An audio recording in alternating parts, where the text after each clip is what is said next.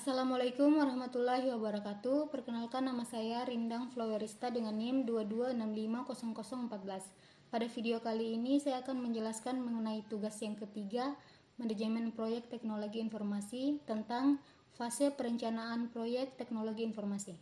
Langsung saja. Perencanaan. Pengertian perencanaan. Menurut AB 2001 dalam Oval Hanif 2009, perencanaan adalah susunan atau rumusan sistematik mengenai langkah-langkah yang akan dilakukan di masa depan dengan didasarkan pada pertimbangan-pertimbangan yang seksama atas potensi, faktor-faktor eksternal, dan pihak-pihak yang berkepentingan dalam rangka mencapai suatu tujuan tertentu. Perencanaan juga diartikan sebagai suatu proses pengambilan keputusan yang berdasarkan fakta mengenai kegiatan-kegiatan yang harus dilaksanakan demi tercapainya tujuan yang diharapkan atau yang dikehendaki. Fungsi perencanaan proyek: 1. Sarana komunikasi bagi seluruh pihak terkait. 2. Merupakan dasar dalam pengalokasian sumber daya. 3. Merupakan tolak ukur dalam pengendalian. Tahap perencanaan proyek bisa dilihat di gambar yang di bawah.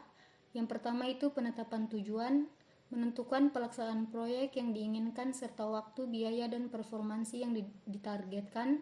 Kemudian yang kedua, urutan kerja, seluruh urutan dan deskripsi pekerjaan yang perlu dilakukan untuk mencapai tujuan proyek. Yang ketiga, perancangan organisasi proyek, menentukan departemen, subkontraktor, dan manajer proyek. Kemudian yang keempat, jadwal kegiatan, waktu pelaksanaan setiap aktivitas, batas selesai, dan milestone. Kemudian yang kelima, rencana anggaran dan sumber daya, jumlah anggaran dan sumber daya yang dibutuhkan. 6. Ramalan performansi penyelesaian proyek, yaitu performansi yang diharapkan dalam penyelesaian proyek. Fase perencanaan proyek terdiri atas 1. Merencanakan proyek, 2. Mempersiapkan proyek, dan 3. Mendefinisikan rincian proyek. 1. Merencanakan proyek.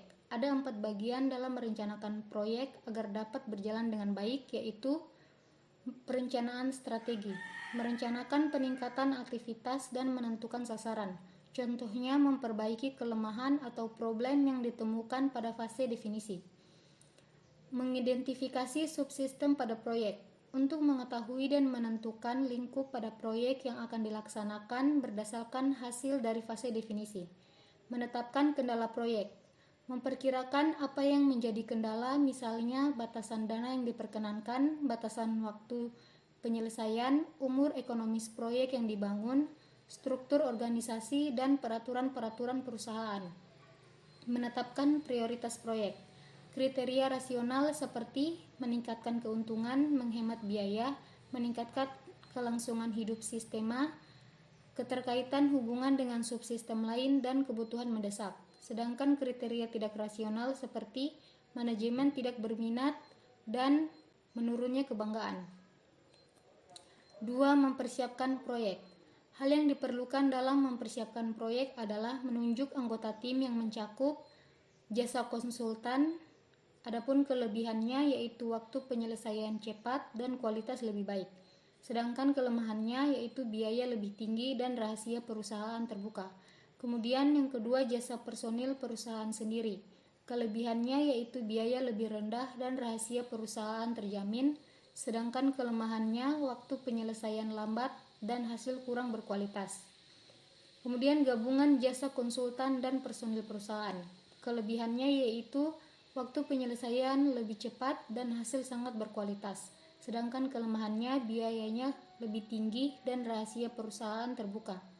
Dalam mempersiapkan proyek, kita juga perlu mengumumkan proyek tersebut dengan menjelaskan beberapa hal yang mencakup alasan pengembangan, apa sasarannya, dan dampak keuntungan pegawai. Yang ketiga, mendefinisikan rincian proyek.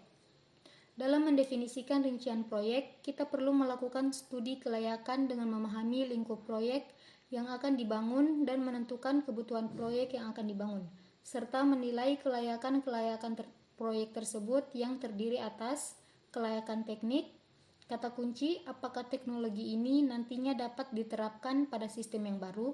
Kemudian hal-hal yang dipertimbangkan yaitu ketersediaan alat dan teknologi di pasar, ketersediaan tenaga ahli yang mengoperasikannya, Kelayakan hukum, kata kuncinya, apakah sistem yang akan dikembangkan tidak menyimpang dari hukum yang berlaku? Hal-hal yang dipertimbangkan yaitu prosedur yang digunakan pada sistem dan teknologi jaringan yang digunakan. Kelayakan operasi, kata kunci, apakah sistem nantinya dapat diterapkan di dalam organisasi perusahaan? Hal-hal yang dipertimbangkan yaitu kemampuan personal, kemampuan operasional sistem, kemampuan pengendalian dan efisiensi dari sistem. Kelayakan jadwal, kata kunci, dapatkah sistem nantinya dikembangkan sesuai waktu yang ditetapkan?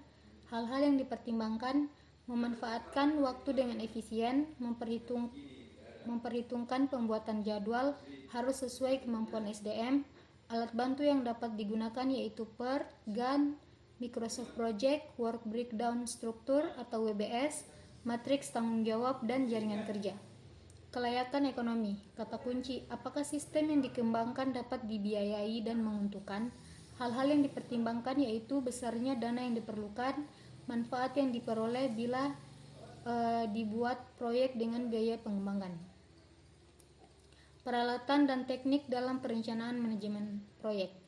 Perchart adalah model jaringan grafis yang menggambarkan tugas-tugas proyek dan hubungan antara tugas-tugas tersebut. Gantt chart adalah bagan batang horizontal sederhana yang menggambarkan tugas-tugas proyek berdasarkan kalender. Tiap batang diberi nama untuk mewakili setiap tugas proyek. Tugas-tugas tersebut didaftar secara vertikal pada kolom kiri. Kemudian pusat horizontal adalah garis waktu pada kalender. Ini adalah perchart yang digunakan dalam pengembangan proyek. Bisa kita lihat di sini terdapat inisiasi proyek, tahap persiapan, analisis masalah atau risiko, analisis kebutuhan, analisis keputusan, desain, kemudian perancangan sistem dan implementasinya. Lanjut, di sini bisa kita lihat ini adalah Gantt chart dan terdapat legend di dalamnya yang mencakup complete task dan incomplete task. Sedangkan pada gambar ini merupakan Microsoft Project Gantt chart. Dan yang ini adalah Microsoft Project Perchart.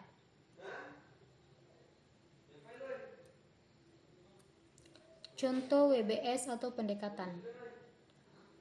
Mencakup software product release 5.0, kemudian project management, product requirement, detail design, construct, dan integration and test.